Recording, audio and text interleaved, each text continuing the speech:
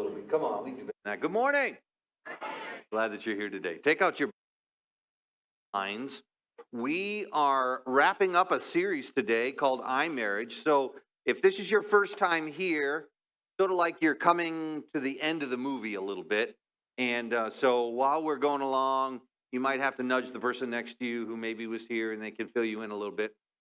If you missed the previous weeks, you're going to want to go online, go to our website, click the link. If you've got our app, download that. You can hit the app for that. Also, don't forget that our sermon notes are online right now too, so you can scan that right there with your phone. It's also in your program, so you can do online notes instead of using the paper notes if you choose, okay? But we've been in a series called iMarriage, and what we've talked about is we're talking about this tension that takes place in marriage. Now, even if you're not married and even if you're single, this is really some stuff that you can take, and especially today. Today, we're going to talk about something that transcends marriage, but we're going to apply it within the marriage context. And that's what we've been doing for this series. And we've been talking about this tension, and the tension says this, that whenever we get married, whenever we walk down the aisle and we, meet that special person or whatever, we all come to them with a box full of these. It's a box full of hopes and dreams and desires, right? Because after all, it's the home you've dreamed of. And so you dream about what kind of house you're going to buy together or live in together. You talk about, having children or how many children, or maybe we'll have more than, whatever. And we talk about things like who's going to do what and other kind of things like that. And our dreams are, maybe my wife will never wear something like this, or, maybe my husband won't care and I can wear anything that I want. And what happens is that we come to the relationship with a box full of these and we walk down the aisle. But what happens is what starts out as very legitimate dreams and hopes and desires, the things that either you grew up with or you didn't grow up with and you hope you can have, right? It depends on where that is. But they turn into expectation. And it turns into this, okay, where at one time it was a dream, now it's a, hey, when is this going to happen? Because you promised and you said, and we talked about this, and you're not fulfilling your end of the bargain. And all of these kind of what were hopes and dreams and turn into expectations. And what we talked about in this series is that whenever this happens, it changes the dynamic of our relationship from an unconditional covenant kind of thing that you really experienced before you got married. But when it drifts and becomes this, it becomes this debt-debtor relationship. You owe me. You promised, so you owe me. So fulfill what you said, and you promised, and you did. And we discussed it, and and you did. And when we have a relationship filled with expectations, what we said in week number 1 was that we set a bar. We set a standard for our loved one. And they don't get any credit until they reach the bar. So instead of fulfilling a desire, a dream that you have, because when that happens, we're filled with gratitude and we're filled with love and appreciation. But when it's an expectation, you don't get any credit for that. Remember last week I said, it's like this. If I owed you money, I could not give you money. I couldn't give you money. If I just decided I wanted to give you some money, it wouldn't count because I already owed you money. And so any amount of money I gave you would just go to what you owe me. So there's no gratitude. But when there's no expectation and I give you, wow, you understand what I'm talking about.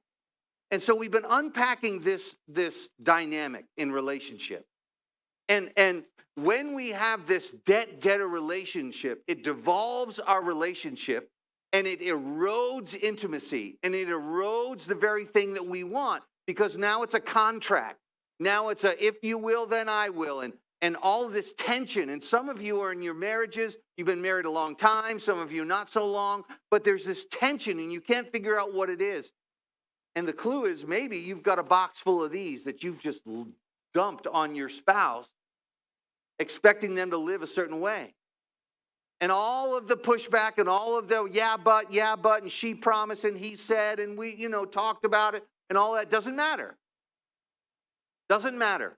Because so long as you live in a relationship like this, it erodes the intimacy and it eliminates the opportunity for your spouse to receive or give feelings of love that you want, because they're too busy just trying to reach it, reach the bar. And if they reach the bar, they don't get any credit. It's like, okay, that's what you're supposed to do. That's what he's supposed to do. That's what isn't that what a wife does? Isn't that what a husband does? I mean, come on. And all we said was that this tug of war and this dumping on each other creates this contract debt-debtor relationship that will erode the intimacy. And you can live like this. And we said that. Look, you can, there are ways, we talked all about that. There's the compromise and there's the, controlling and all that kind of, you can live that way and you can figure it all out and you can go a little while with that. But you're not going to experience the kind of relationship that God intended for marriage. And so there's a better way. So last week we kind of unpacked a little bit about how do we take these and turn them back into these, right? How do we, one by one, and I said it's going to take time, you got to talk about it. And thus last week I asked you to have a conversation with your spouse about what's in their box. What is in their box and how do we take and turn it back into desires? And so last week we looked at a passage of scripture in the book of Ephesians chapter 5 where Paul writes and he talks about mutual submission. Remember that? And by mutual submission, submit to one another out of reverence for Christ.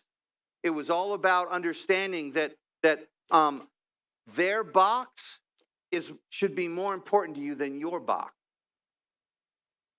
And that's what we talked about last week. So you're going to go back and watch that. Today, we're going to look at another passage of scripture, another New Testament, another famous New Testament writer. We're going to be in the book of 1 Peter chapter 5 today. And Peter takes a lot of what Paul took, right? Because it all comes from Jesus. Remember, we traced that back week 1, John 13, and how, it's all connected to our love for him because he loved us first and all that kind of stuff. We talked about that. Well, this attitude, this posture of life, Peter now, the famous apostle Peter, he takes the same principles and he applies it, right? And today we're gonna kind of answer the question, what do we do with what's in the box? Okay? Because the answer, I said last week and the week before, the answer isn't just to forget it. Okay, I guess I won't have any dreams or hopes or desires. I just won't have anything in my box. I'll just kind of be vanilla or whatever. I don't know. That's not the answer because these are legitimate. We can have hopes. A lot of these are God-given desires. It's okay to have. So what do we do with these, right? And we addressed it a little bit last week, but today we're really going to kind of unpack that today. So we're in 1 Peter chapter 5. Now, also, if you want to go, there is a parallel passage that we're going to make reference to in James chapter 4. And I don't have a slide for that. But if you want to kind of compare these two parallel passages, one written by James, the brother of Jesus, the other written by Peter, the apostle, the disciple of Jesus, all right? But if you'll notice, when you look at these two passages, we're going to focus in Peter, but if you go back and look at James, you're going to see some parallel things that kind of go right along with this same subject, okay? So that's where we're going to be today. 1 Peter chapter 5. So if you have your Bibles, open them up. And here's what I'm going to try to do this as best I can. I've got some diagramming that I'm going to do, and I'm going to jump back and forth. So you're going to want to be in 1 Peter chapter 5. Peter says this in 1 Peter chapter 5. He says, and all of you, that's all of us, talking to Christians now. And remember, pause. If you're in the room and you would say that you're not a Christian, okay, because I'm super glad that you're here. You're not quite convinced about the Jesus thing yet. That's okay. We want you to keep coming. We want you to keep asking questions. But like I said last week, a lot of what we're going to talk about is not going to make sense to you because it is all anchored in Jesus Christ and what Jesus Christ did on the cross of Calvary. And so for the Christians in the room, they will understand that anchor point and be able to use it as motivation. But if you don't believe in who Jesus is and what he did on the cross, this is kind of not going to make sense. But hang on, because there are some things I think nuggets you can take from this. But ultimately, the bottom line is the motivation for this is going to be in Jesus and who he is. And my hope today is that as we talk about this, it's going to bring you right back to the cross of Calvary. Okay? Kind of hang on with me. Now, Peter is writing, and unlike Paul last week, he was directly taking the teachings of Jesus and applying them to marriage. Peter is not doing that, okay? That's where I'm especially glad you're here if you're single or whatever, because today isn't just about marriage. We're going to apply it to marriage, but it's not just about marriage. This is about any relationship that you have, which we all have, okay? We all have some type of relationship and how we operate. So Peter says this.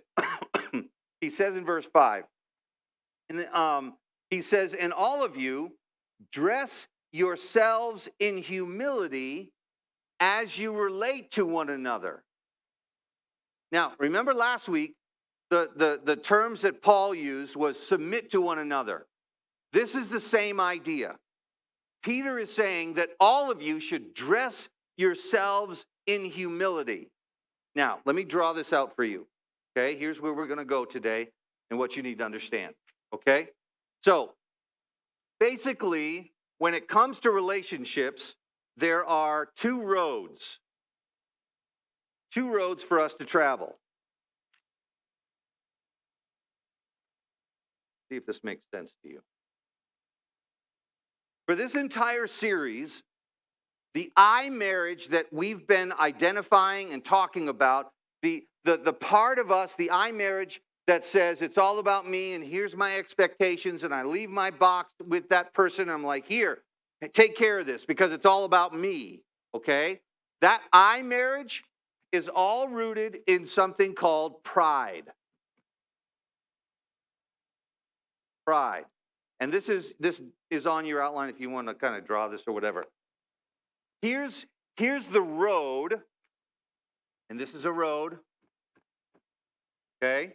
So you can kind of, like a highway. This is the road that most of us travel on when we're married, when we have an I marriage, an I relationship, when everything is about me and what I want and what I desire and my expectations and all that kind of stuff, all the stuff we've been talking about. This is that road that we travel. And when we do, what's interesting, what we come to understand is that when you go to James chapter 4, James says that the result of this road is conflict.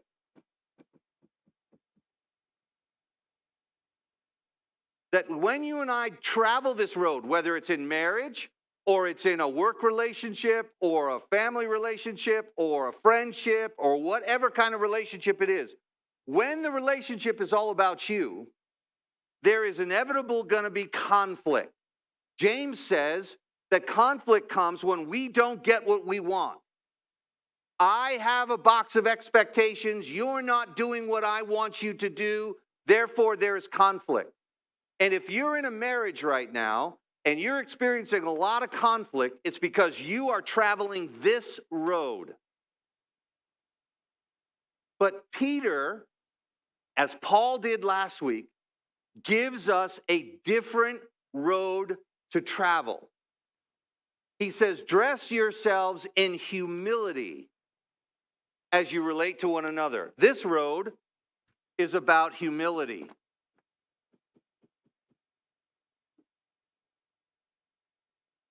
This road starts with putting others first that we talked about last week. I'm putting the other person's desires ahead of my own. I am putting their wants and needs ahead of my own. That's humility. Humility is not thinking less of yourself. Humility is not thinking of yourself. That's biblical humility. Humility is when we humble ourselves and we put someone else's needs and desires ahead of our own. So I want you to follow along with me. Watch this now. Watch in these verses. He says, dress yourselves in humility as you relate to one another. Why? Because or for God opposes the proud, but gives grace to the humble. Listen, this is a principle found throughout the scriptures. That whenever you and I choose to operate this way, whenever it's about me and what I want, God says, I resist the proud person. I resist the person who wants to put themselves first, wants to put their needs ahead of someone else, put their needs ahead of anything else. I resist the proud, but give grace to the humble. And here's what that means. In James, and here's the connecting point. You go to James chapter 4 and 1 Peter chapter 5. Peter and James both quote this passage from the Old Testament. It is a principle that you and I can bank on and count on every time. Because here's what I know for everybody in the room. This is why this is so important. If you're a Christian in this room, your hope and desire is that God helps you in your relationship, that God helps you in your marriage, that God helps you in your whatever relationship we're talking about. If you're a Christian, we want God's blessing. We want God to intervene. We want God to do something because He's awesome and He's powerful and He loves us and all of that. We want God in. The scriptures teach us clearly that if we operate like this, God does this. And none of us want that because God resists the proud, but gives grace to the humble, meaning that He'll step in. It's an invitation for Him to come and be a part. Watch how this plays out. Watch. He said, God opposes the proud, but gives grace to the humble. So, he says, verse 6, so humble yourselves under the mighty power of God. Now, just a few verses ago, he said, humble yourselves with each other. But now he says, humble yourselves under the mighty power of God. Why? Here's what this means. Listen, listen, listen. As Christians, we want to place ourselves under His authority, under His jurisdiction. It already is, but it's our job to surrender to that, to declare our dependence, to declare that He is the one that we serve. He is the one. Remember last week, we said submit to one another out of reverence for Christ. This is the reverence of Christ part. This is the part where we put ourselves, we humble ourselves under God's care. And here's where this matters. You're in a relationship that stinks. You're in a relationship that is sour, where there's conflict and there's fighting and you don't know what to do. And God says, here's how I want you to behave. But God, he won't. But God, she won't. But God, it's not going to change. But God, no. Place yourself in my care. Trust me with the relationship you have. Honor me with how you behave and how you live and what you say and what you do and how you behave. It is not about them. It is about me and you. Place yourself under my mighty hand and trust me. Humble yourselves under the mighty power of God. And look what happens. And at the right time. Boy, we hate that one. We hate that part. Because we want it on our time. We want God to fix it. I mean, I've said it before. You hear the message on Sunday. You implement it on Monday. By Thursday, boom. We don't get to decide the time. When is the right time? Who decides the right time? Well, as you have placed yourself under the mighty power of God, who decides the timing? God does. And look at this. And at the right time, maybe next week, maybe a month, maybe a year, maybe 10 years, I don't know when. God knows when. But as we honor him and we place ourselves under him, look at what he does. He will lift you up in honor. Now, Christian, married couple, let me ask you something. Isn't that what we want? Don't we want God to lift us up? Don't we want God to intervene and be a part of this thing? What Paul says, or what Peter says, that we have to humble ourselves.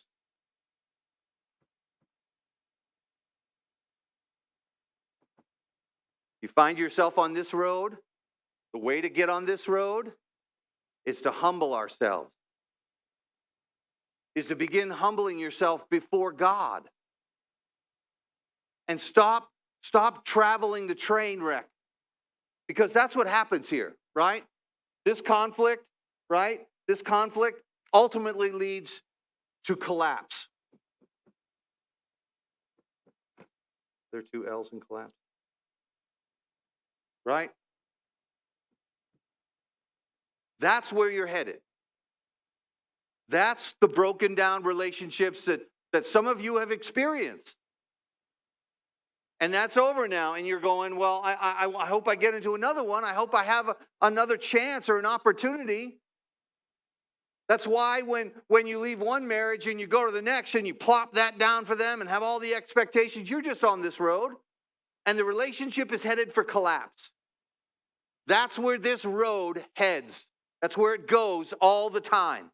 You stay on this road that is about you, this iMarriage, this prideful relationship, this prideful life that says it's all about me and what I want and my dreams and hopes and all these kind of things.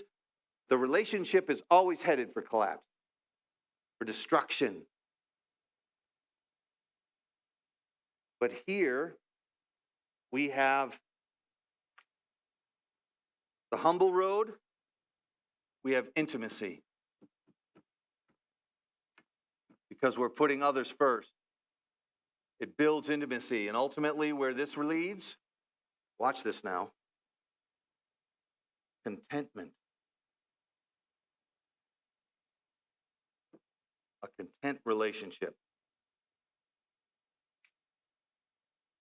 Notice I didn't say that this always ends in everybody happily ever after and everything's great. No. Because contentment is about being content with the circumstance you're in because your faith and your trust is in God, not your spouse. They may continue being a jerk. They may continue doing whatever. But because of your humility before God and before your spouse, because of the way you behave, God takes you in hand. God interjects and will lift you up in due time. And what comes is a content. Everything's not perfect. Everything's not the way I want it to be, but I am content. In the same way, when we put God first in our finances, when we honor him in our finances, regardless of how much money you have or don't have, you can have contentment. Why? Because God is in control and you trust him. This is about trust. That's what this is all about. And when we do this, this is an invitation. It's an invitation. Because up here, God resists. You know what that means? No help. No help. You continue down this road, trying to fix it yourself, trying to get what you want, trying to manipulate, whatever it is. God says, okay, There you go. But Mick, I'm praying. No, no, no. Doesn't matter how much you're praying. God resists the proud. That's a principle. Take it to the bank. But I'm praying for my husband. I'm praying he'll change. I'm praying that she'll do this or that they'll do. And I'm praying and God's not answering because God resists the proud. He gives grace to the humble. But when we're down here, here's the thing. Problems come. This isn't to say that there are no problems on this road. There are problems. But when we humble ourselves, we invite God to help. It's an invitation for God to be part of the situation. It's not problem-free. But God gives grace to the humble. Now watch this. Here's where this happens. Watch. Verse 7. So now he gets us to this point, and he gets us to the point where you want me to humble myself to God? Okay, I want to do that, but what do I do in the meantime? What do I do when all these problems come and he's not and she's not and it's not working out and he's taking advantage or she's taking advantage and all these kind of things? What do I do during the problems? What do I do while I'm waiting for you to lift me up? Peter says, I'm glad you asked. Look at this next verse, verse 8. Now that he has you there, God will lift you up in honor. Go to that next slide. He says, give all your worries and cares to God. In your translation, it might say, cast all your cares upon him. God says, give it to me. I can handle it. I can hold it. I can carry it. Give it to me. And while you're humbling yourselves, you're casting your cares on God and you're crying out to him. Why? Because he cares. Did you know? I guess for the Christians in the room, I guess the answer to that was, do you know he cares? Yeah, you'd all go, yeah. Look, do you really believe that God cares for your marriage? That he cares about your relationship? That he wants you to experience this? Do you really believe that? Because he does. So when you turn your outline over, and we'll get to verse 8 in just a second. Number 1 on your outline says this: be humble by making your spouse's desires a priority over your desire. Right? So we humble ourselves. We make their priorities more than our priority. We surrender ourselves to God's care and we trust his love. We trust him. That's what this is all about. And remember last week we talked about the tug of war thing with the rope, and we said there's no hope until you drop the rope because you can't control your spouse. They can't control you. You know, it's not this tug of war kind of thing. It's about dropping the rope. It's about trusting God and humbling ourselves before him and before our spouse. Right? And we surrender ourselves. We trust him. And when we cast our cares, all right, here's what I put on your outline. The key to this is praying honestly. Praying honestly. What does that mean? That means sometimes your prayers aren't nice, fluffy, oh God, I feel some, whatever. And, I mean, there's time for that. And there's time for, worship and all that kind of stuff. But sometimes when life is frustrating, you got to do like the psalmist did and go to God and go, why? Why is this happening? God, I don't understand. God, I'm trying to do what you want me to do. I don't get it. God, help. I need your help.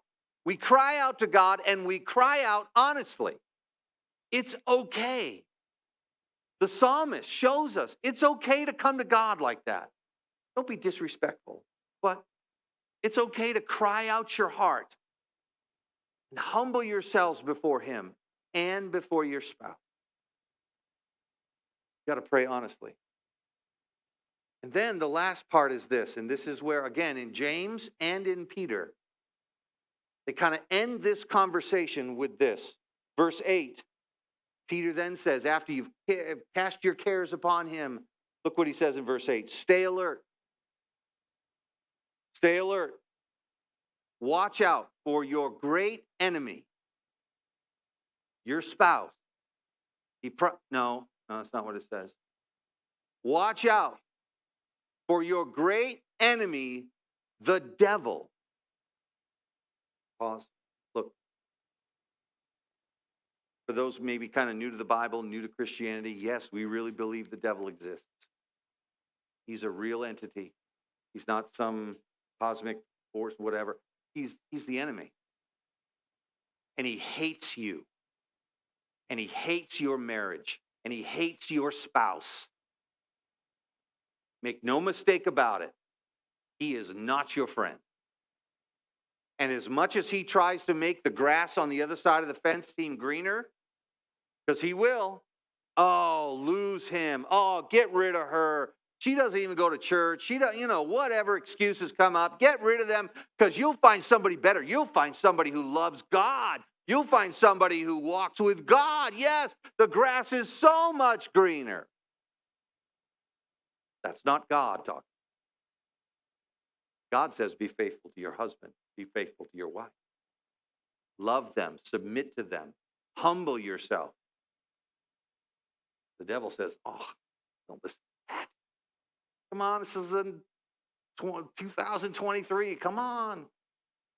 Nobody stays in a broken marriage. Come on. Go find something better.